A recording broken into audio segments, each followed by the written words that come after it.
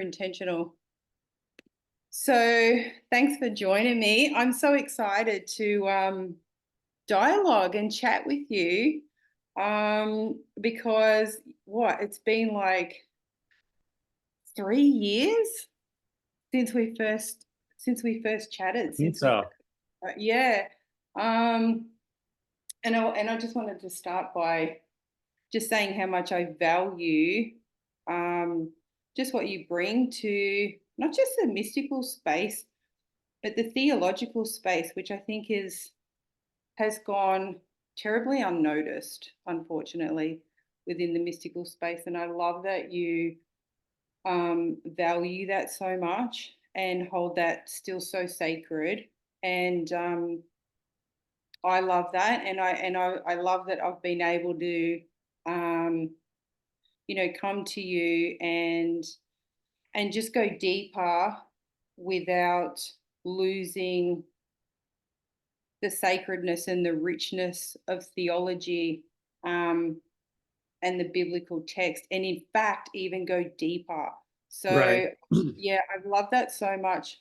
And I think that's something that is missing within the mystical circle. So, we're going to delve into that. But first of all, I just wanted to say thank you for the role that you've played, in my life personally, in the I guess the transition and the transformation in my soul area, but mostly my spiritual walk and my spiritual growth. And between you and Kirby, it's just been an absolutely remarkable and phenomenal ride over the last 3 years. I mean, wow.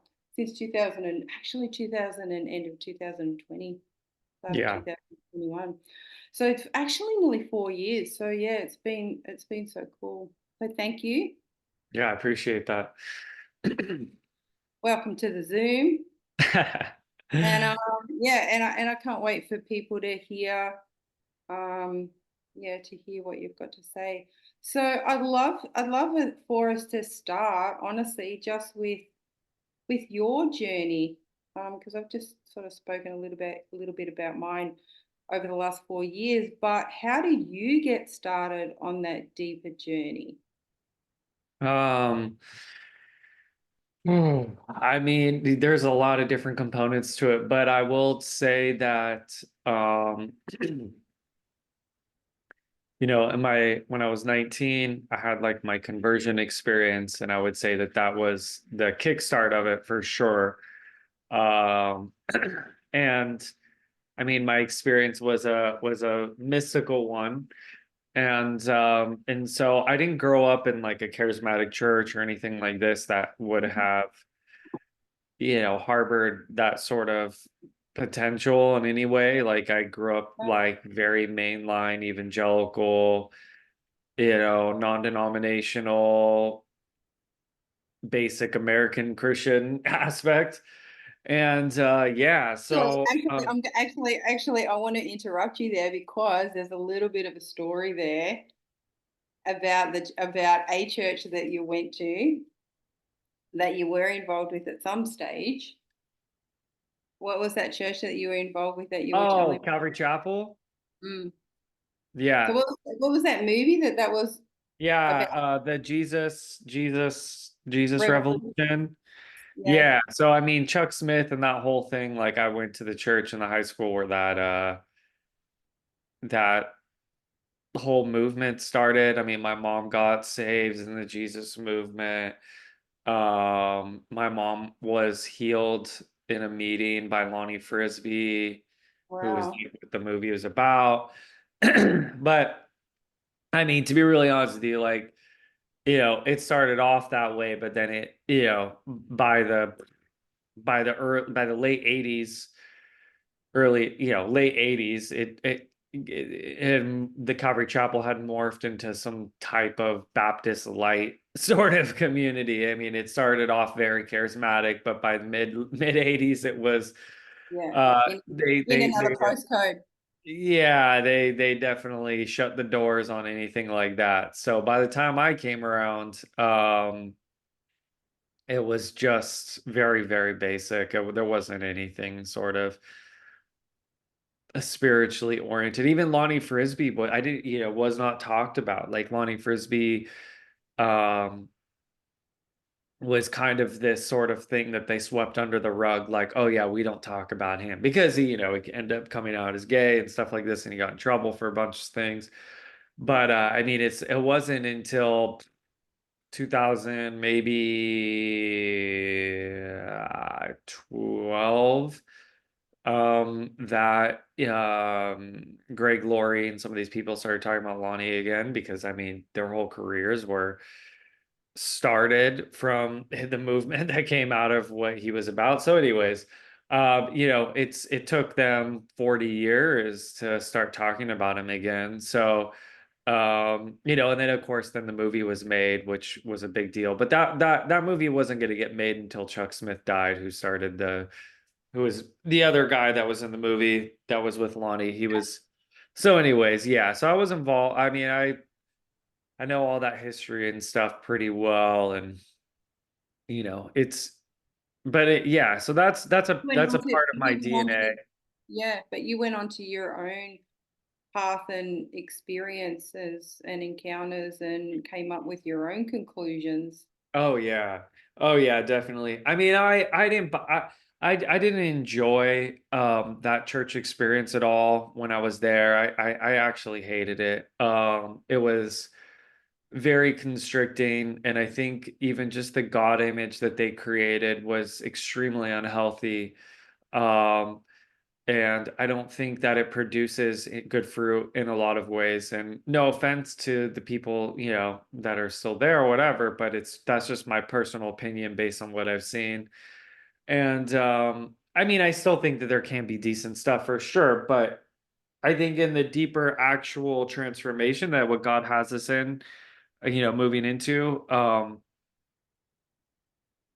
it's like moving from super, super, super, super basic kindergarten thinking into a more mature way of actually understanding God and whatnot. So, yeah, so I had some mystical encounters when I was in my late teens, had a conversion experience sort of aspect where I didn't really like, I see it as a conversion because I didn't take any of that stuff seriously, and the way that God came to me was outside of the box. And then in my early 20s, I got involved in like charismatic church stuff, obviously got involved in like Bethel and all that kind of, in that time period when they were really, when they had a lot of the presence and energy that was there, especially in the early, 2010s. Mm-mm. Um, and then, I got invited to a friend to an Ian Clayton thing in like 2010, and that definitely like opened me up to just a new layer of the mystic. And then it just was from there, it just became my own pursuit of it, learning, growing, experiencing, opening myself up, pushing into new experiences, the Holy Spirit taking me on a wild journey.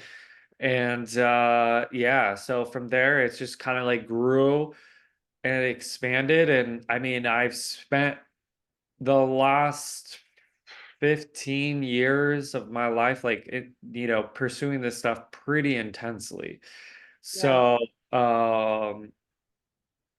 yeah, so anyways, this is kind of the short version without going into all the details about it, of just kind of a little bit of the background and whatnot. And I got a master's degree in philosophy and theology from Claremont School of Theology, which is an amazing, amazing school, and got to study under some pretty incredible forward thinking theologians who are just probably 100 years into the future, and just the way that they understand things. And so yeah, I've been blessed in this last 15 years, but it's been a lot of hard work and a lot of time. um, but I love it. I truly, truly love it. And what I'm most interested in is seeing people transform. I mean, I I have less of an interest in hearing like just storytelling, and I have a lot more of an interest in empowering people and in helping them change their understanding in their mind, and also uh helping them and give them practical tools for that aspect. Because I created basically with Rooakh, which is where I do my meditations and Yeah, stuff. and we'll go I, into that more. Yeah. yeah. I created basically, I said, what do I wish I had when I was first starting this journey? What do I wish I had in this process? So I could have saved myself a bunch of time. And who would I have wanted for myself? And so I've created that aspect with Ruach for, that, and that's just what God has put on my heart. And this is the short version of where things are and where they've been. And yeah. And when you say, you spent 15 years putting in a lot of time and effort and hard work, to it's important to relay to people that that just doesn't mean study into doctrine and study in theology. That literally means daily rituals and literally spending time, sometimes for hours and hours in the presence of God, and and seeking and putting into practice protocols and things. Am I correct in saying that? Oh yeah, 100%. Yeah. Yeah, I And mean, sacrificing the time to do that, to have the experiences, to have the encounters, to get the outcomes that you're desiring, that you're intentioning, yeah? yeah, exactly. And I'm trying, yeah, exactly. Um and the sort of questions that I personally have require the time that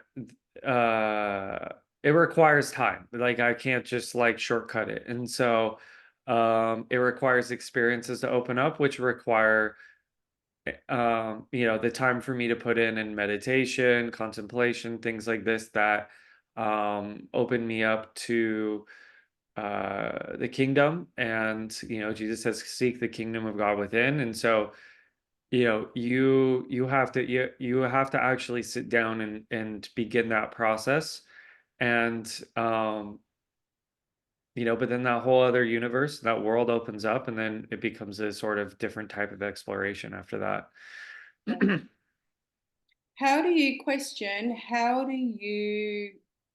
I know Kirby talks a lot about this, and he has his own protocols, but how do you I was going to say, how do you toggle between both dimensions, but really easily language, how do you coexist in a time frame, or is it something that you really do have to learn to step outside of time? In terms of managing Yeah, this process. yeah, yeah, and managing Earth time. Oh, Because you're a husband, you're a yeah, businessman, husband, I'm a you're a dad. father. That's right. Yeah, I'm a businessman. I have my own business as well, besides the ministry stuff that I do. Yeah, I mean, you have to learn to time manage, right? You have to learn to time manage, but specifically, I think one of the easiest ways for people is to try to find a rhythm. There can be changes. But I find like rhythm is very helpful to get into this space. If maybe you have to get up earlier than you normally are used to, maybe you stay up later than you're normally used to. Um, I always find that that sort of process usually opens up space, but you'd be surprised by how much dead time we actually have, how much time we spent scrolling on our phone on Instagram or whatever, Twitter, or looking at things on the internet, like, or watching Netflix. And obviously there's like a place to just like chill out and like watch a movie and like binge watch a TV show. I don't think that you know, we should be anti that. And there's definitely like, you need to regulate your nervous system and just kind of kick back and relax. But, um, finding where you have to trade off some of that time and then finding the enjoyment in this process. Um, then it makes that much, much, much easier. But also, like you were mentioning, the deeper you get into it, the more the time becomes potent that you spend in it. And so and so it starts to take less time to do this aspects that you're pushing into. But Yeah, I mean, I recommend, like, look, there's certain days where I tell my wife, I'm like, hey, like, I'm just gonna spend like 8 hours today, um, doing this spiritual stuff. It's maybe once every 6 months I do this or something now. I used to be probably once a quarter. Now it's like every 6 months. But where it'll be like a Saturday where I will spend nothing but 8 to 10 hours of doing nothing but like meditation, um, and sort of spiritual exploration and insight stuff that I need to be pushing into. And so I think that I think if you can also find a necessary sort of extreme day, put it that way, like a really intensive day. Obviously, yeah, if you can go to retreat, spend 4 or 5 days, like obviously, I don't have time for that at this point. But if you can even just find a day that you can, hey, and it requires communication. If you're married, like tell your partner, this is what I'm doing, yeah, you know, just communicate what that looks like. Um, I find that that aspect of it as well, like makes sort of, it opens up things as well in new capacities. yeah, And so it's both. There's a daily aspect of finding your rhythm, but I do think that also finding a random time, maybe once every 6 months or whatever, that you really just dedicate, like you truly have a Shabbat, like you truly just say like, this yes, is what I'm gonna do from sunrise to sundown, and this is what I'm gonna tune myself into. yeah. Because one thing's for sure, it absolutely 100% requires a sacrifice. There's no doubt about that. It Yeah. requires a sacrifice and it requires an intention. Um, but I'm thinking like two things specifically, and I'd love, your feedback on this and how what your thoughts are on this because like for me, I've just started a full-time job, like from 10 a.m. till 6. And Mm. so and I haven't worked full-time for, like geez, close to a decade. Mhm. And not for anybody else, and certainly not for anybody else, because I don't like being so time restricted. And I love having my days to do whatever I want because whatever I want is to spend however many hours of the day I want in in the presence of God, right? Or in scriptures or immersed and incarnated in the scriptures.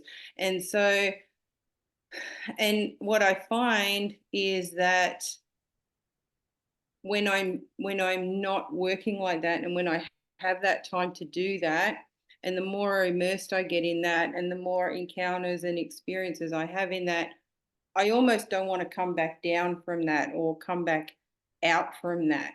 And I feel this pull to I feel myself isolating from Yeah. other things and other people.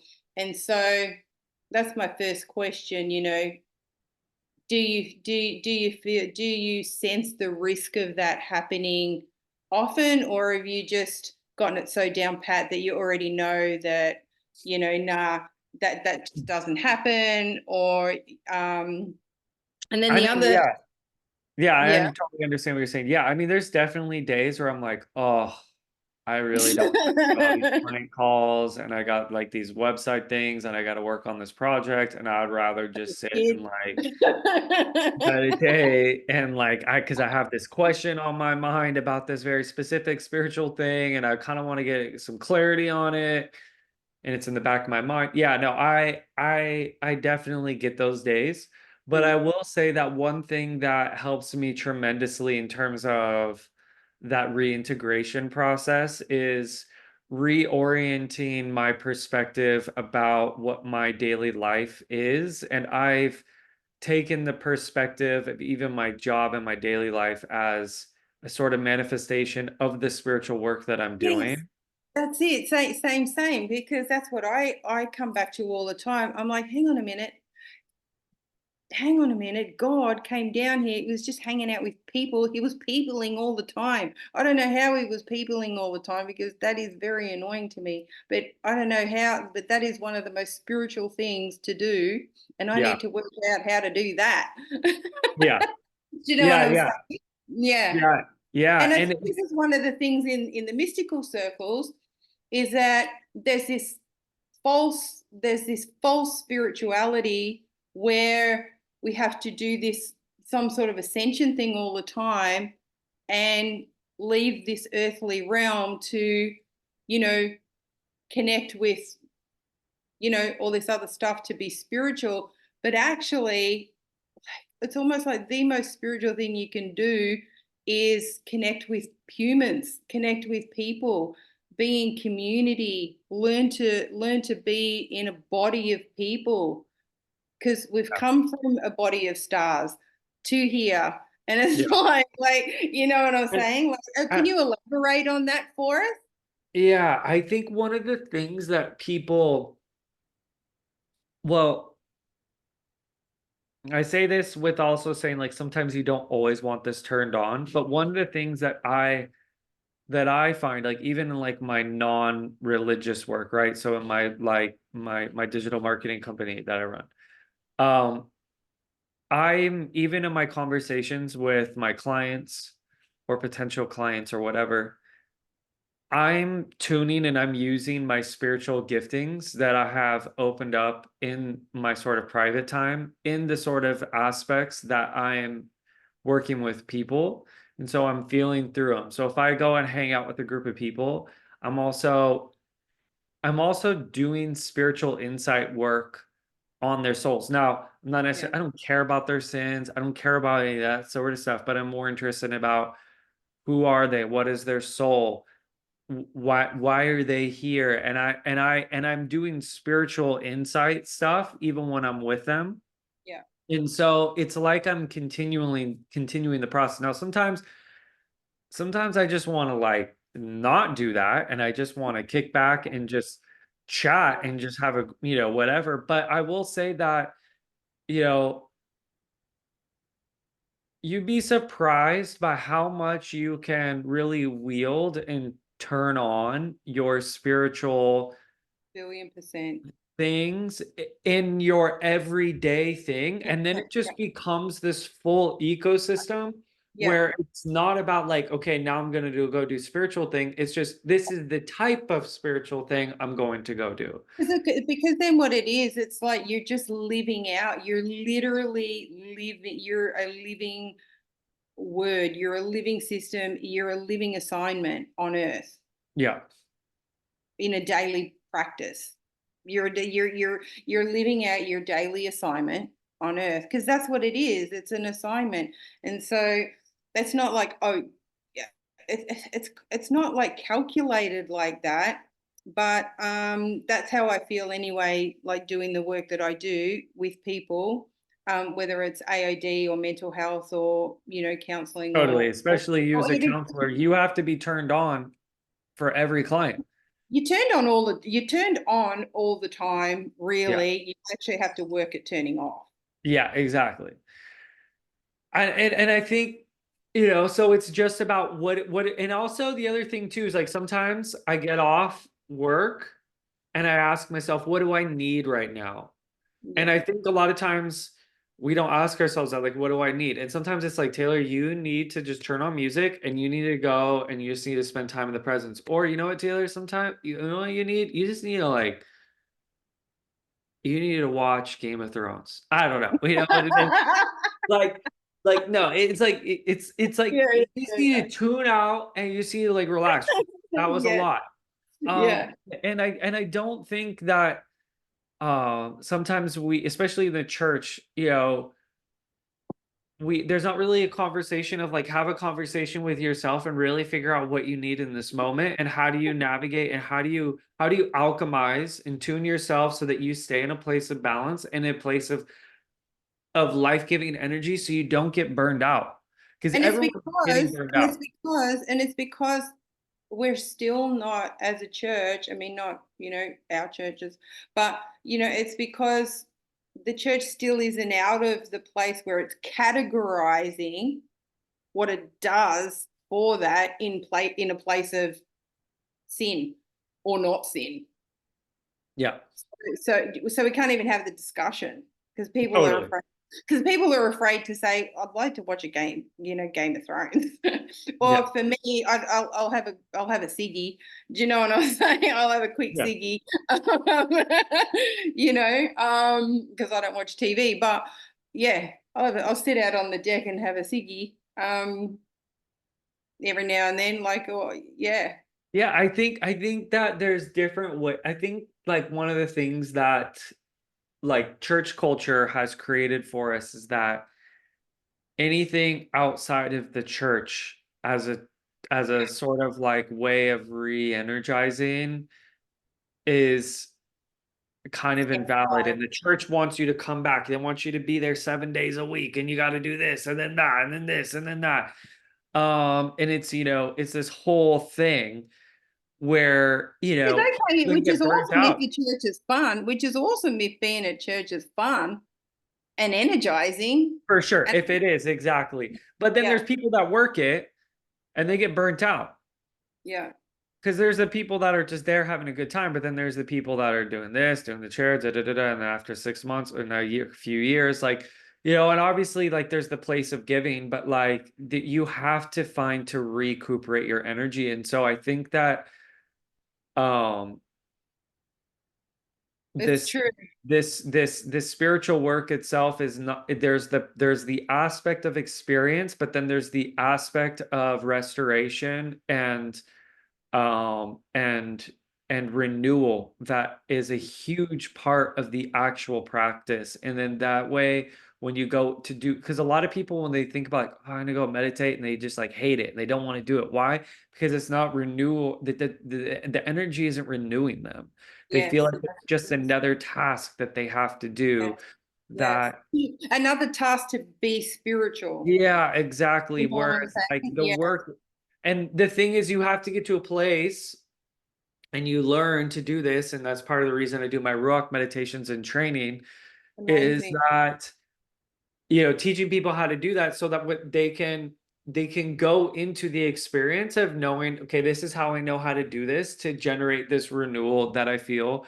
And then it doesn't become a sort of negative thing, it becomes this positive energy that they're experiencing, and then it becomes easier to step back into it.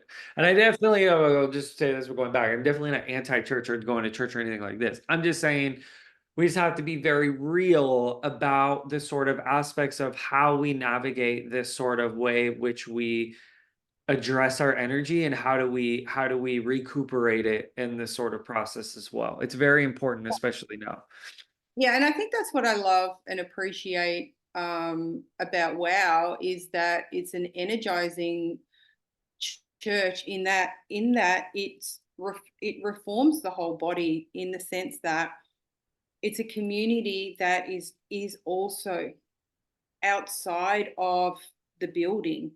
Like, people don't just come to the building to do church and keep coming back to the building to do church. Like, church is happening in the club, church is happening in a triathlon, church is happening in another country, church is Yeah. happening at somebody's house.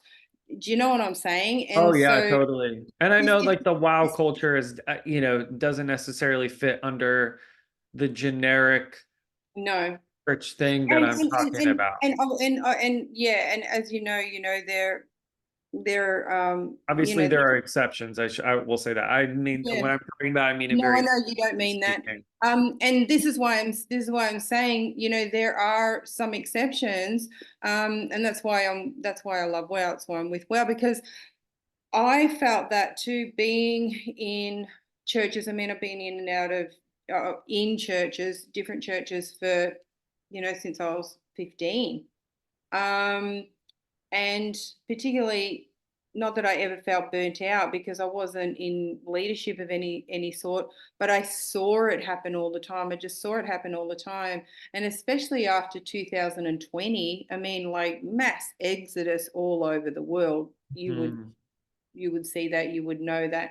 And I think that that was a massive catalyst Hmm. to reveal what was simmering Hmm. under the church globally for such a long time. And I don't think that we can um, discredit what we should be looking at or what people should be looking at to not go back to. That's one thing.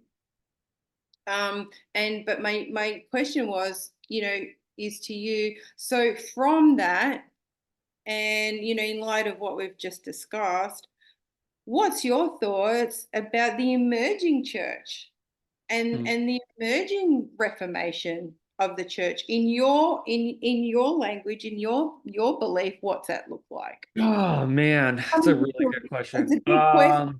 Big question, because what's it look like coming into the next stage, and what should it look like theologically? Hmm.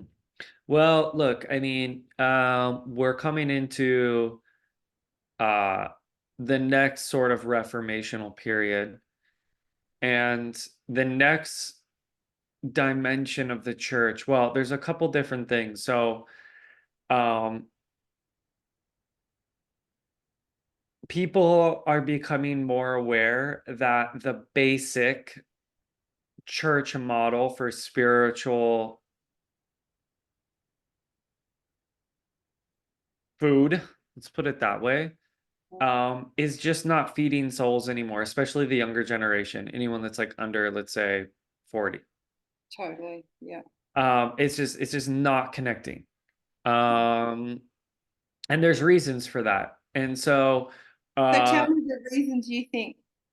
so the first off, the younger generations have access to information that older generations may not be aware of, that they're accessing on like TikTok or Instagram videos, things like this, from scholars, from people that are actually learned. And so they and because, like, the online generation, like for the younger generation, they're also very sensitive towards grifters and people that um are very clearly just in it for, let's say, the clout or whatever. And so you can kind of sniff out sort of intentions a lot easier. So intentionality, learning, access to information, um you know um Because I was saying this to somebody the other day,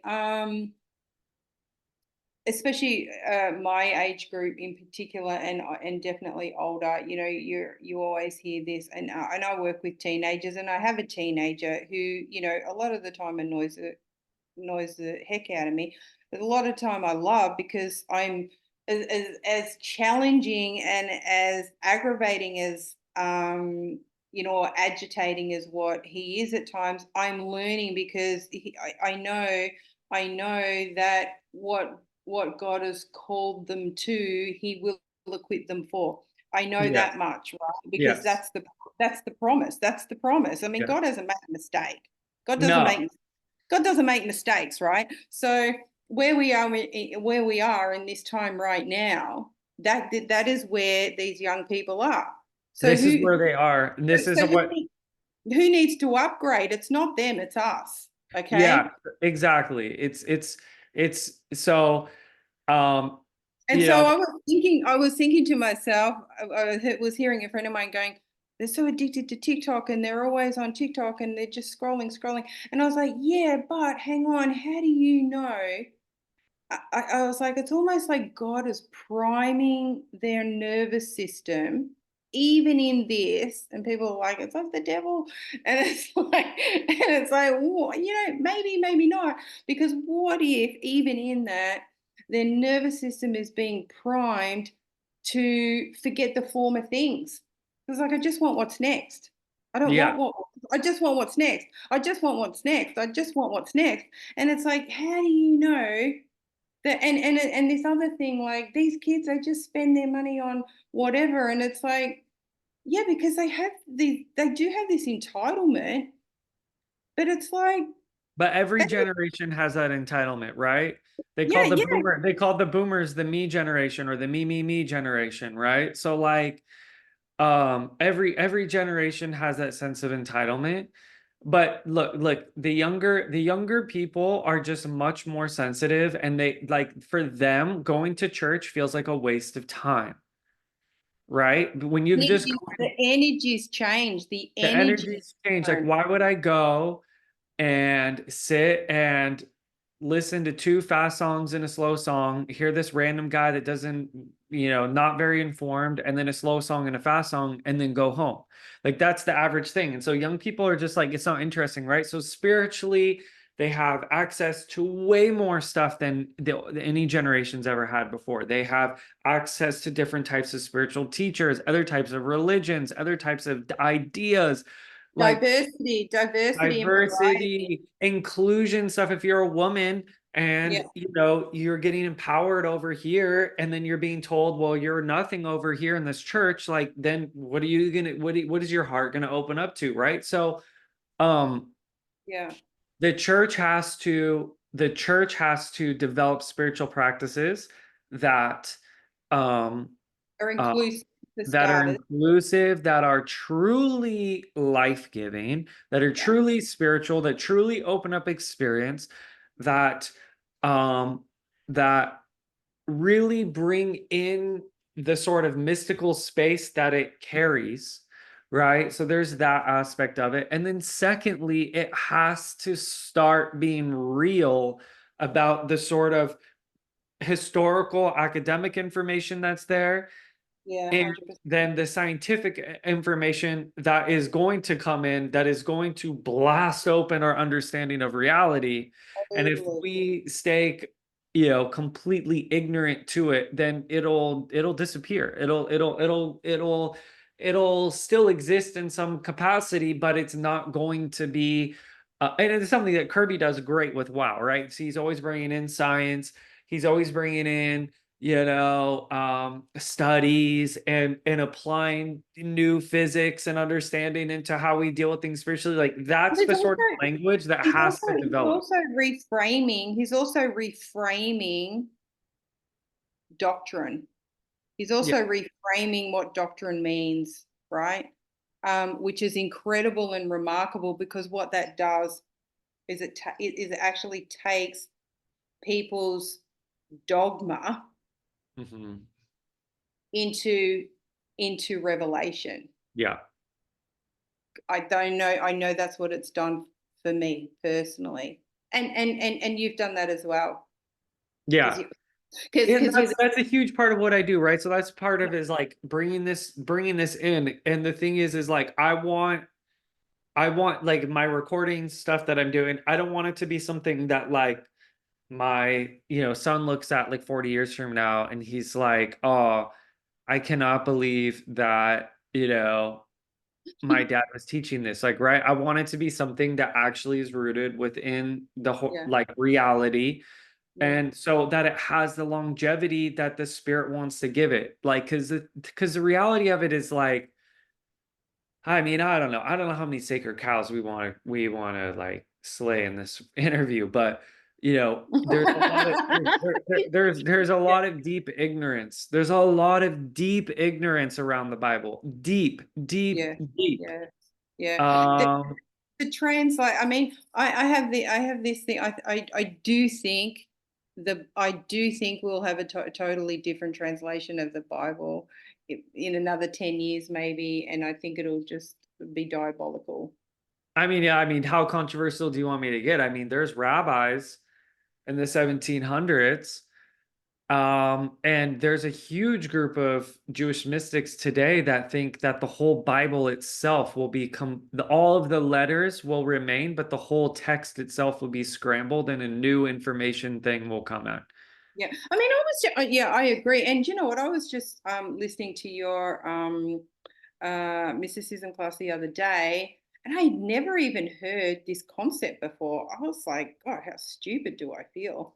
I'd never even heard this concept before, and not that I even cared, not that I even care, because I'm so open to Yeah.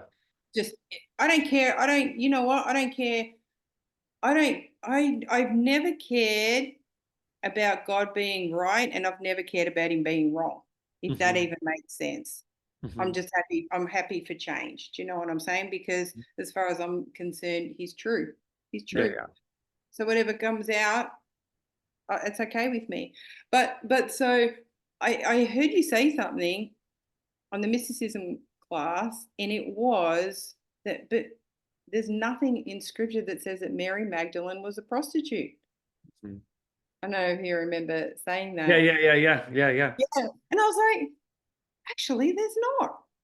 And I was like, Mhm. and yet, this has been spoken from the pulpit for decades, Mhm. and it probably Centuries, centuries. centuries. And I was like, wow, like, oh my goodness, there's whole Bible studies taught around this junk. Mhm. Yeah. And women's and women's identity based on this stuff. Mhm. Like, how crazy is that? I It's mean, intense. imagine what I mean. I've heard, there's so much stuff that you Yeah, bring and that's just. theologically, which is amazing, Mhm. Yeah, in exactly. your class, which I just love. And I've been doing that for, a long time now. And I just felt that it's so valuable, so valuable. And I just think, wow, um, it's just a treasure. It's a hidden treasure. And I just wish it was, you know, I so think much I available. think the biggest thing that the church is gonna have to face in this next century, so in the next 100 years, I'm gonna push this over the next 100 years. Mm, Biggest thing that Christians are gonna have to face is where does Christianity fit, and what is Christianity in a globalized context? Okay. What do it's I good. mean by this? Yeah. Like our ancestors, or my great grandparents, my great great great great grandparents, right? Like a lot of our people that went before us, they lived in very isolated communities. You went to your local church, you walked down to your pastor's thing. You never had a neighbor that was Buddhist, you didn't have a neighbor that was Hindu, you didn't have a neighbor that, you know, whatever it is, right? Like, so but now that we're moving into a planetary, so we're moving into the era of planetary consciousness and planetary awareness, where you are not just aware of your local or even state or country, you are aware of the entire planetary matrix that you Mm, are aware that you're in. Now, within this planetary era that we're moving into, there are going to be a lot of challenges for people. Now, the thinkers and the deep thinkers and the theologians that are on the cutting edge, they've been working on this stuff for 50, 60, 70 years, and there's a lot of great material out there. But for the average layperson, this is now starting to come into the place of awareness, which is,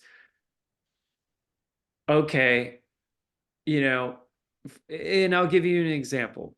In Christianity right now, we still think of, okay, well, Taylor, yeah, it's planetary, but okay, maybe I have a Hindu neighbor and a Buddhist neighbor, and I know my friend goes to this Buddhist retreat or whatever, and I need to get them saved, right? So everything is still about this sort of okay. evangelistic Conversion, output and conversion thing. conversion.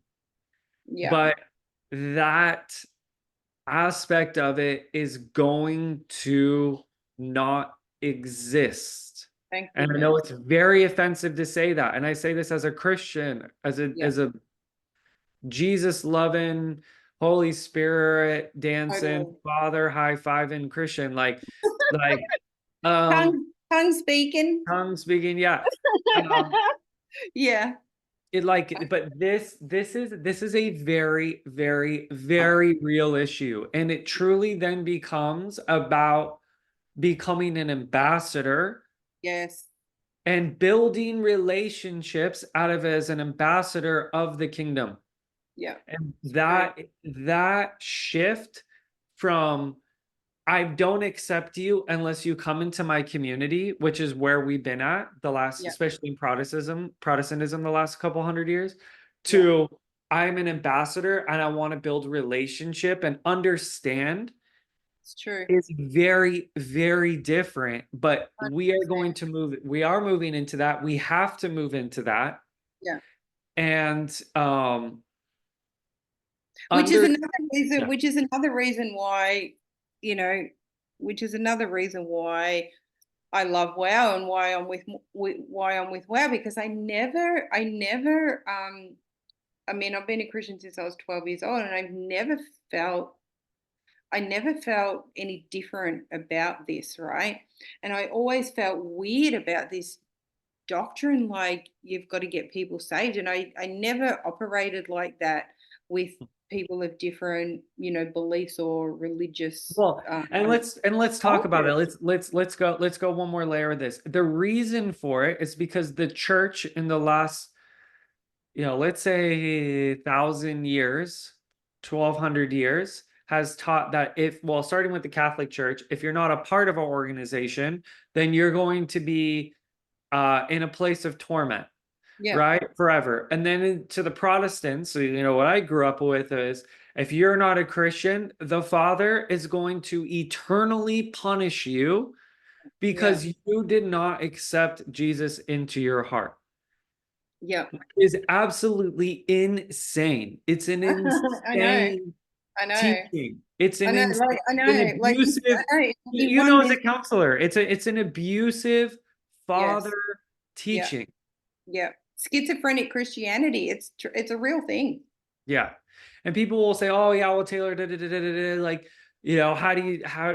there's nowhere in the sayings of Jesus where he is talking about a father that is the whole story. Like, if you want to understand the father, you got to understand the story of the prodigal son, Mm, mm, yeah. which is no matter what you do out in the world. I mean, obviously there's real world consequences and there's consequences that happen. I'm not saying you can go do anything, but I'm saying there are consequences and he had faced consequences. But the But father those is always going consequences weren't to, those consequences weren't from the father. Those consequences were of yeah, and sin. they're real, and they're real. Yeah, But yeah, the father always welcomes you back. And so if we see the world as if that this person doesn't know Jesus, they're going to be tortured by God for all eternity, yeah. then what we're still operating from is an old belief system that is not true, that is not rooted in truth, is not scriptural, and creates unhealthy behavior patterns, creates unhealthy relationship patterns, creates unhealthy ideas about the Father, creates unhealthy relationships about God, and it moves outwards into what? Into activities of feeling gaslit, abuse. Um, 100%. and so this system is coming down. This is one of the big systems that the spirit wants to destroy Yeah, because yeah. Jonathan Edwards and his stuff, uh, um his book, sinners in the hands of an angry God. Like, you couldn't have created a more abusive, in that text, a more abusive and disgusting and sick idea of what the true nature of what God is than that text. But this permeated then American evangelicalism, which then moved its way outward into the world because we broadcast all of our junk, good and bad. And Yes. um, but what we have to learn in this next 100 years is what is truly the heart of God? What is God's actual nature? What is the actual truth from the heavens? What is the actual truth of seeing what reality looks like being seated in heavenly places? Because what is being taught from the pulpit is a diseased Oh, um it's it's corrupt. It's diseased corrupt. thought form. It's a Yeah, corrupt diseased thought form. yeah. And it's not rooted in any truth whatsoever. I mean, It's not Jesus was life. on the cross. Yeah. He didn't say, Father, it's all right. I know you're going to be torturing them forever for killing me. No, Father, forgive them for they do not even know what they're doing. I know. This is crazy. That's This, the true nature. I know. And so, but Christians like this sort of like high horse feeling that they get of like, well, I'm in the actual real club.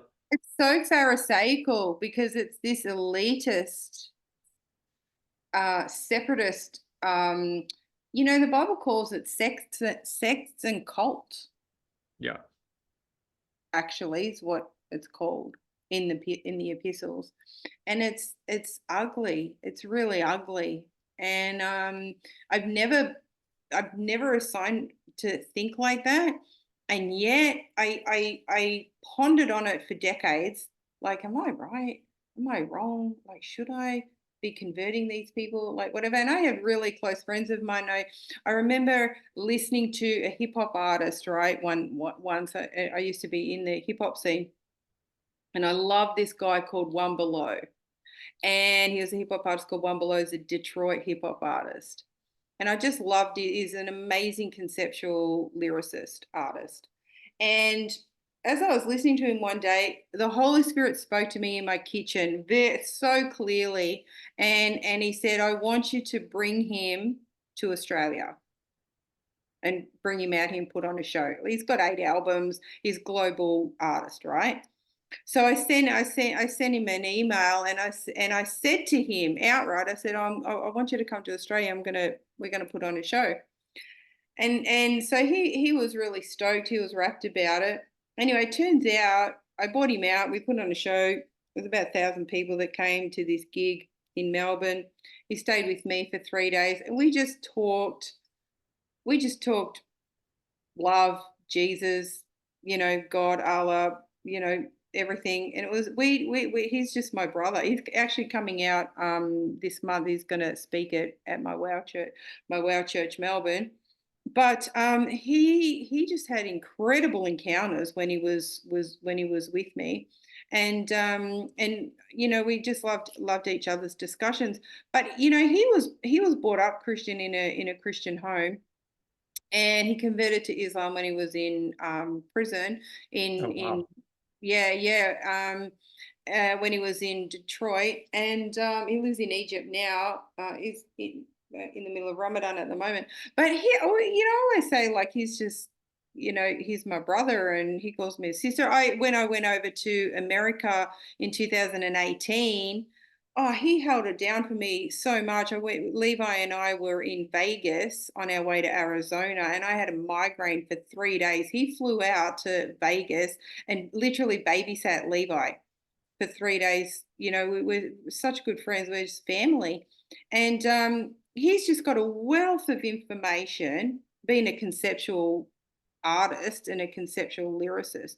Amazing dude. And when I came into Wow, I observed how Kirby was in Sri Lanka, and I observed how WOW operated, because there's people in WOW eldership who came from Islam, and people who are married there to people who are Muslim, and wife's Christian, husband's Muslim, and it's just a beautiful, diverse ecology of church that operates just in love and acceptance, without scandal and without stigma and without judgment. It's just so amazing. And, being over there is just beautiful, watching it operating on the ground, with, their infrastructure in Sri Lanka, and working with Hindus, Buddhists. It's amazing. And on our Wow mission page, Kirby writes very frankly about interreligious harmony. And I Yeah, was just like, wow, I've never heard that or seen a church talk like that before. And, totally. and, And that's and that's the new era. that's a That's the reformed new church. era. That's a reformed And, church. and and I will say this for people listening, like, it's not that I don't think that people should encounter Christ, or that people, if are interested in encountering Christ, that shouldn't be there. That's not what I'm saying. What I'm No. saying is build relationships first. Jesus says, "Blessed are the peacemakers, for they shall be called sons of God." Build relationship without the thing of I'm only Gender. building this relationship just so that I can convert them. Like Totally. just build real relationship. Yeah. And if and then just allow just be an ambassador and but you're not doing it to just because you're trying to convert. You're doing it because this is who you are. This is the inner nature, and this is what you're connected to as this is what you're connected to the Father, and his love just comes out of you. It's a very 100%. different way of being. Yes. Yes.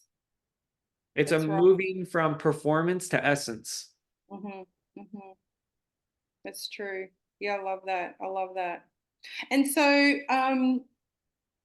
I'd love to ask you then. So, next from that, because we're going like we're talking about the old way emerging into a new reformed way. So, where do you think the mystics have? Where do you think the mystics sit in between that? The mystics are And what's the danger with that? okay, yeah. Well, I would say the mystics are the harbingers. They're always the harbingers of the new. They're always the harbingers of the activity of God and let's say the reconfiguration of reality in order for it to um become, as you just said, on earth as it is in heaven. Okay. So now I would say that the mystics in its most healthy and um harmonious is that fact. The danger, Is there an unhealthy? Let's talk about that. yes, that there's definitely an unhealthy. Um and What's there's that look definitely like? what's that? What's that look like? Uh oh my gosh, where do I begin? But I'll just yes, I'll just try to keep it super brief.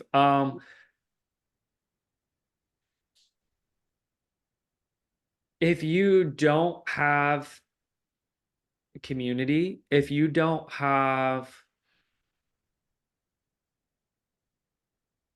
someone that you can truly bounce off of and trust, that um is what's the word? A great teacher that truly knows Mhm. about things and is studied and learned and doing these other things as well. What you find is people very quickly get ego inflated. Um, and that leads to unhealthy spiritual practices, unhealthy spiritual engagements, which then leads to unspiritual healthy ideas, which then leads to alienation, which then leads to a wanting to escape this world, which then creates deeper chaos and so on and so forth. I mean, yeah, that there was a really big mystic guy that was leader with Ian that was in the mystic community for a number of years, and he went crazy. Um, and he was a classic example of this. And Yeah. so I think what a lot of times with mystics too is mystics tend to um assume that no one has had, well, I should mystics that have not studied other mystics Mm. tend to usually think that they're the only ones that have had these types of experiences. They think that um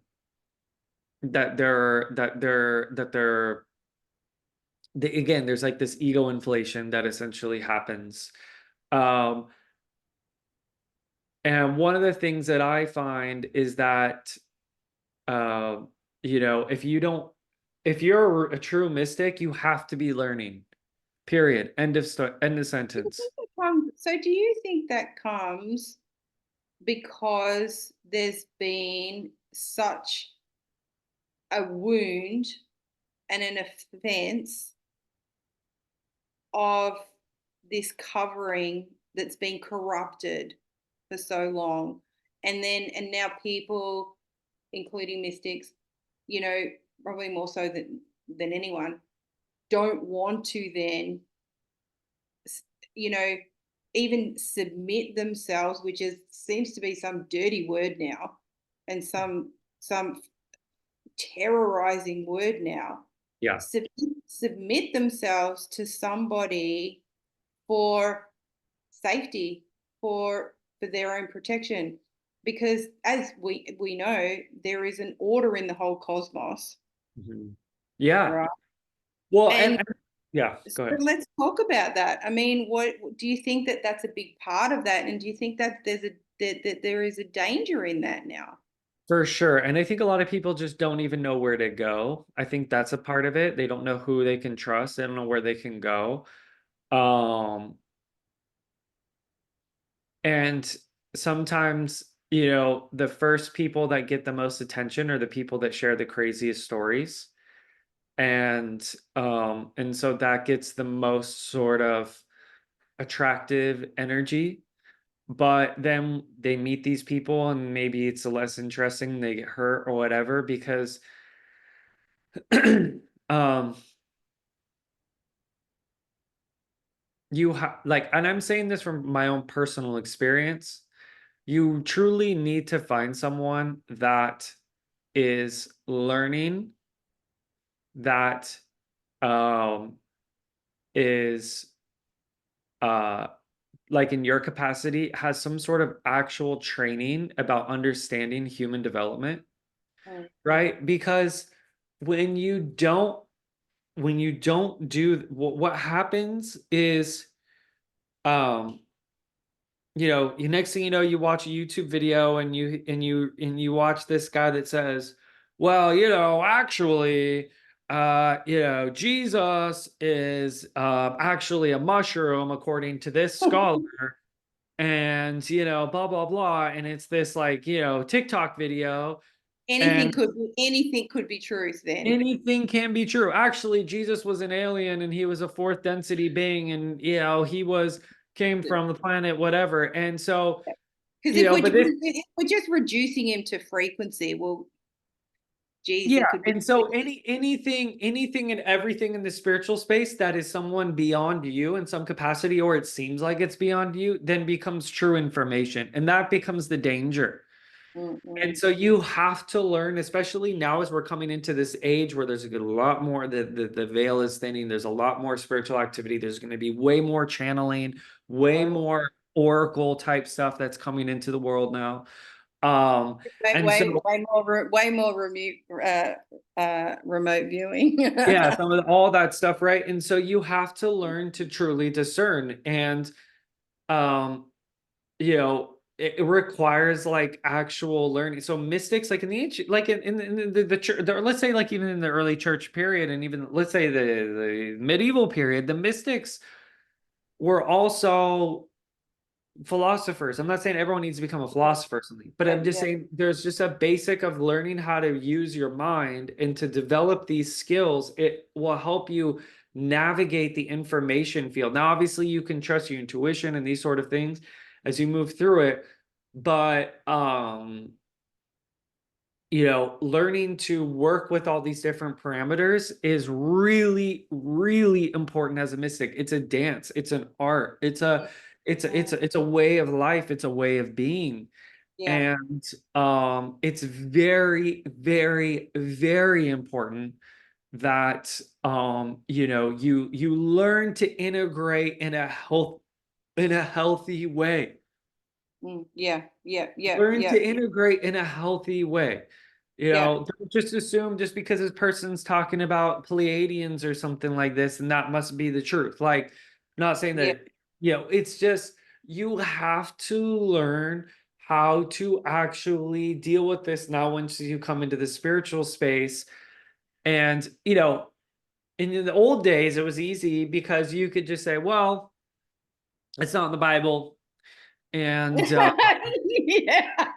And I'm just going to go to my mainline Baptist church and where my pastor says is true, and then anything outside of that is just bad, Mm, right? And so that's called easy mode, and the unfortunate thing with that is it destroyed 99% of all the other good things. But then there was a sense of safety and stability in that. And there's a true sense of safety and stability in that, actually. And there yeah. is a true safety and stability in that. But now that that is broken down and will continue to break down because there was so much corruption, lies, and things that just weren't true. Now it's like it's like you've been in the matrix and you step outside for the first time and you have a whole universe to explore, and you're like, whoa, well, okay, yeah, okay, you step out into the spiritual Disneyland here, but this is why, but now what are the Yeah, actual processes? And that's why I did Rooakh, is in the learning, the mysticism classes and all of that, because all the people that are coming there I know are mystics. And I'm yeah, like, here's this to help you so that when you move out and you grow into this space and you have your experiences, because I know all of you guys do, yeah, here's to help you navigate into process in a healthy, integrated way that brings you greater life and to the life of people around you.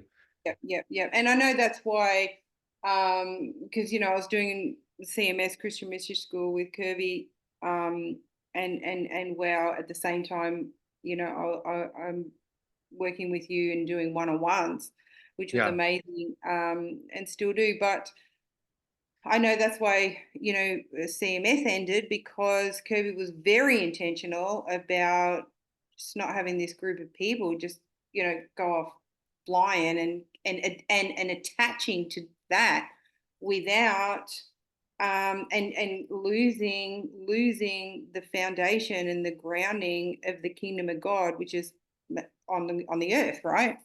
mm, Which is so important, because I think this is the danger, in my opinion, and you're 100% right. But also, too, this is the danger, is that with the amount of information, as you said, that's coming through, with the amount of information that's out there, and with the amount of escapism now that happens within the mystical circles, right? big time. Others that are still in the church, they haven't even come out of the old operation yet, right? Look at that and observe that, okay? And there's this part that people want to explore. They want to explore, Taylor. They want to go on a journey because they want more. Because I truly believe that we're in an age where, and we're in it on the timeline where people are desiring more, right? But if they're observing that, but they're not seeing the grounding in the church, which comes from good doctrine, good theology, strong covering, strong teaching, correct teaching, right? There's no certainty there.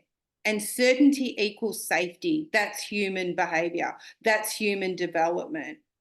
And people operate, most people will operate like that. There has to be some sense in a person's soul where there's a sense of certainty, and that's why they'll stay in church, because even though they're desiring to move forward, to seek more, to search for more, what they're observing in some crazy mystical thing that they're hearing, there's not enough certainty for them there. And this is why the church has to reform, because the church has to give both. It has Mhm. to give the certainty of strong, true doctrine, theology, and covering, and good order, because then they feel safe. Mm. Yeah. You know what I'm Yes, saying? there has to be a stable, there has to be a level of stability for a continuation of something to exist. Yeah, And so even though I'm obviously for the new and I'm for change and all that kind of stuff, I also recognize the absolute necessity for stability and to a certain extent tradition in some ways. yeah. Um, And this because is what I love. This is what I love about your mysticism class, is that, like, when I first started, I thought it was, going to be, crazy mysticism, but actually it's quite orthodox, Mhm, and deeply theological, which I just love, because I love the script. I love the text. And I was just so surprised to see the depth and breadth of that actually. It was just beautiful. Yeah. Yeah, I think people are surprised because and it's funny because like publicly it's like, okay, new things, push, do this crazy thing. Da, da, da, da. But like, okay, when we come back together to integrate in a healthy way, like you do need to go back to those foundations, work on them, okay, understand them, stabilize it. Because that creates, as you know, a healthy Yeah, mind, 100%. it creates a healthy soul, it creates a healthy relationship that you have with the world. There's a reason that Jesus said you need to build, your house on a rock. It's a thing of foundation, it's a thing of stability, right? So when we think of Yeah, yeah. um rocks, in nature, they're the harbinger Formation, of the truth. formation. Yeah. Yeah, they hold the truth. They hold the sort of aspects that the mountains, they hold the aspects of truth. And um it's there that we have to learn to, okay, move into the sky, which is the possibility of the new, while also understanding the voice of the mountains and understanding how this sort of stability works, and bringing both of those things, those heaven and earth concepts together. And that then merges together and creates a healthy ecosystem environment that allows for the new creation to actually emerge. Love that. Yeah, it's beautiful. Let's transition into from that talking about the church body into the cosmic body and how that correlates with Earth. Just and I'm going to leave it to you to I guess, check how much you want to talk about that, how much you want to discuss about that, and how because I know you're so private when it comes to that, and unless people want to,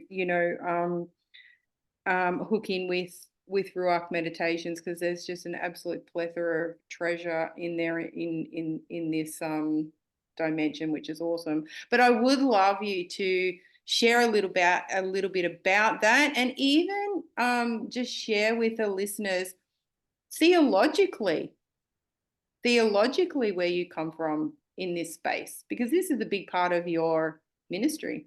Yeah. So, I mean, Christians don't really have well, I'm using that term broadly, but again, for the average Christian, there's not really any understanding about the cosmos. There's not really any understanding about astrology or astrotheology.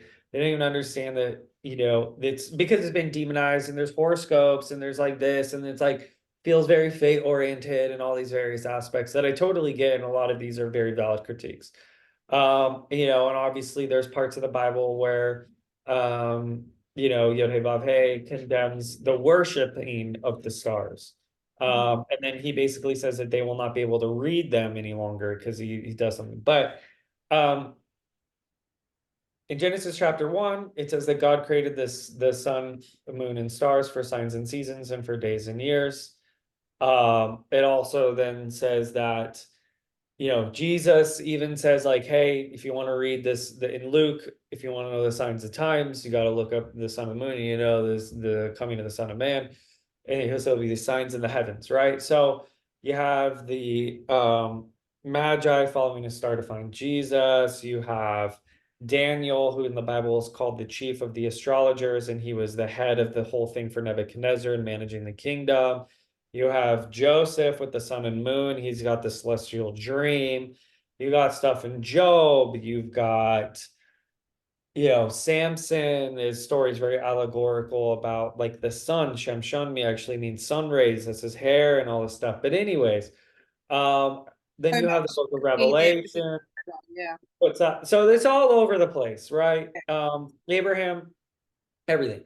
So the reality of it is that the cosmos itself, well, is a well, and the stars and stuff. We have to remember that even though we see it outside, it's also in us. Yes, that's what And I really want you to that's what I really want you to explain. And how your ministry and your one-on-ones and your therapies, because that's what it is really. It's therapies, therapeutic ministry, and how you work with people in that aspect. yeah, so they're inside of you and outside of you, and because they're inside of you, you know, they are, and we see these things. So you have your physical body, then you have your soul, we call that psychology, right?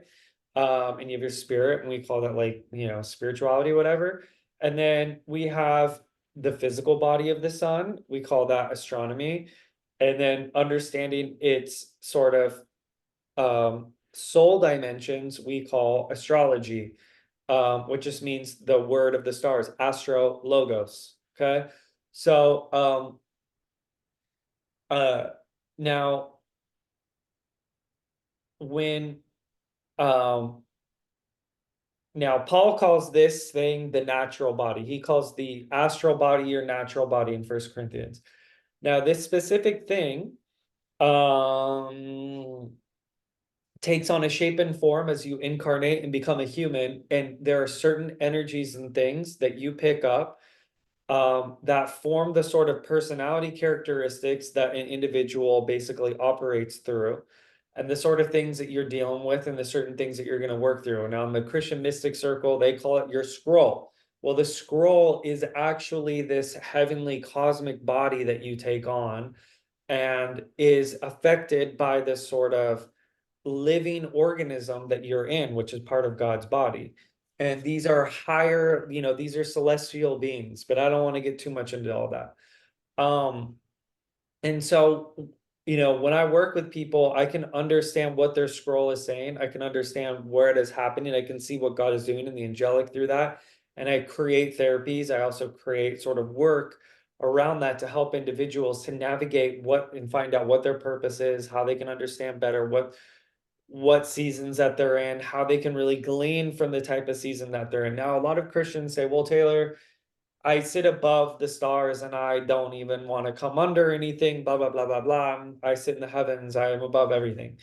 Well, that's fine. You can do that, but in the realm of manifestation, you have to work through this actual field of information set of reality. And so, you know, I help out business people that do really high level stuff and make a bunch of money, and I help them by reading certain things, and they're manifestors. So if you actually want to do something on the earth plane, you have to deal with the realm of the astral space. It's just a reality.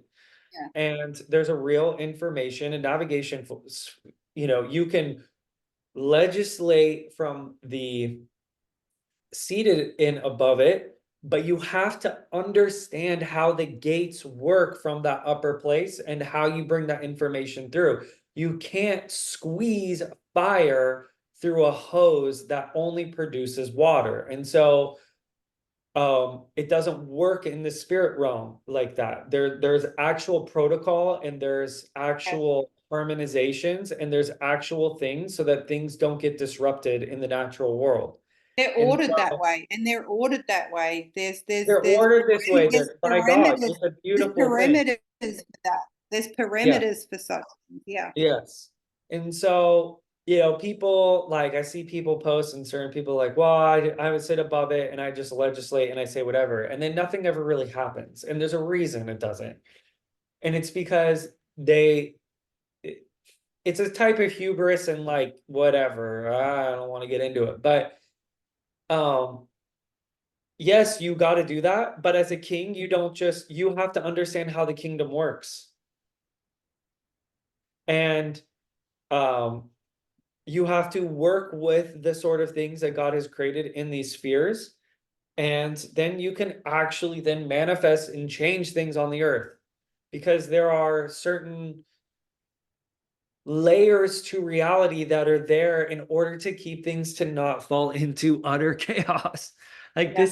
this is really important so that the world can emerge as an experience and for us to navigate through. Yeah. Yeah.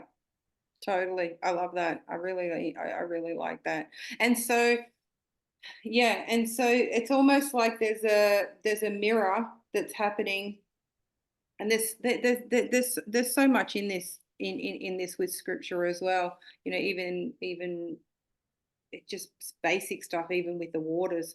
But yeah, I love that, and there's so much more that you go into in your Yeah, I Rooakh. know. We're just We're keeping keeping it it super broad. we're keeping it safe. Yeah. So neither of us get in trouble.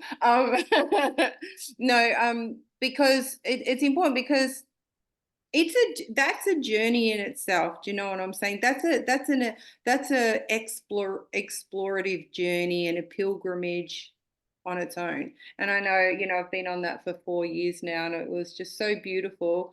And yeah, so deep and rich for me, but it was something that God invited me into. It Mhm. wasn't something that I just decided, oh wow, I think I'll do this. It was like a series of invitations, that opened up for me, and I just chose of experiences and encounters that I actually just chose to step through. And I Yeah. think that's important to say as well. Is to like wait for those promptings. Either those promptings come through the heart space, or they come from outside of yourself. But either way, the heart space says yes. Do you know what I'm saying? Totally, totally. So, yeah. I wanted to ask you, before we finish, because I know that, I know that we're nearly done, but so just off the back of that quickly, what do you see? What do you see for 2024, and specifically for the month of April? Because I know that there's been some pretty big, how can I say, pretty big, astrological, Yeah. discussions had about the month of April specifically, and about 2024. I feel like it's a big setup for 2025, to be honest, more than anything. But what do you think? Yeah, What's for sure. Yeah, it's about? just a transition. It's a big transition year. I'll just keep it simple like that. It's a big transition year. And just, to the general audience, I would just say really pay attention to your emotions and make sure that they stay in a place of healthy capacity so that you're not creating chaos in your life. I'll just Right. keep it at that. Okay. I'm Good. gonna keep it short and sweet because I mean, because I don't want to go into every detail of everything just because I don't know where everyone's at with that, but I'll just keep Yeah. it at that. Okay. So, what's your IG account again? Astro Well, you can Astro Theology Network, I think. and Yeah, Rooakh and Meditations, Rooakh Meditation. Yeah, and RooakhMeditations, .com as well. yeah, Rooakh or just Rooakh.com, ROOAKH.com. Yes. Awesome. Dude, bro, thank you Thank so much. you. Oh my God, I love chatting with you. And really value you so much. And you're on my cube. I love you heaps. And we will catch up for our one-on-one soon. Yeah. Thank you. No, Thank you so much. Love you, mate.